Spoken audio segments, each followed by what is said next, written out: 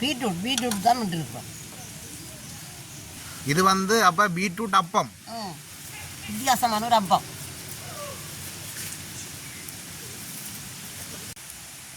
நாங்கள் திறந்து பார்ப்போம். நல்லா வத்தி அவிஞ்சிடுது. சரி, நாங்கள் இப்போ எடுப்போம்.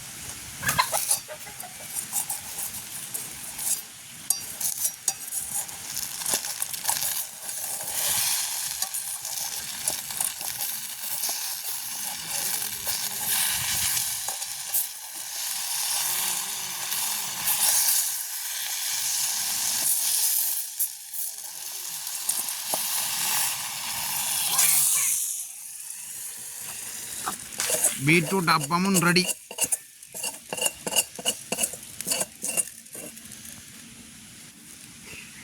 நாங்கள் இப்படியே உங்களுக்கு சுட்டெடுப்போம்.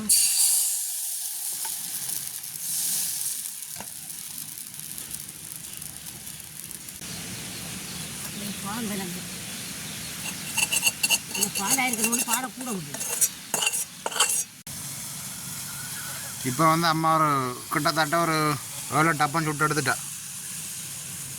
எங்களோட பொழுதுபட்டு கொண்டு வரபடியா நாங்கள் சுட்டா அப்போ முதல் சாப்பிட்டு பார்ப்போம் எப்படி இருக்காண்டா. அம்மா சுடாட்டும். அப்போ நான் சாப்பிட்டு பார்த்துட்டு எப்படி இருக்கான்னு சொல்கிறேன். அம்மா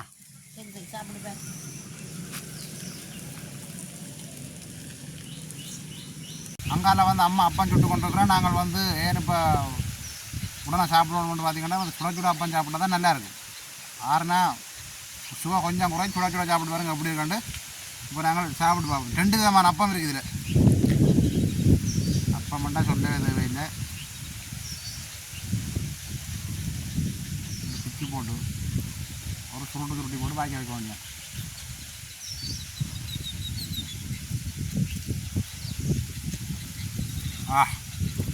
அருமையான ஒரு அப்பம்.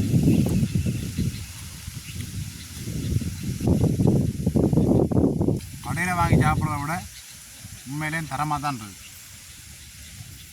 கடைக்கு சாப்பாடு கடைக்கு போனோன்னா முதலாவது பார்க்குறது அப்பம் இருக்கணும். அப்பம் மட்டும் எல்லாருக்குமே விருப்பம் தான்.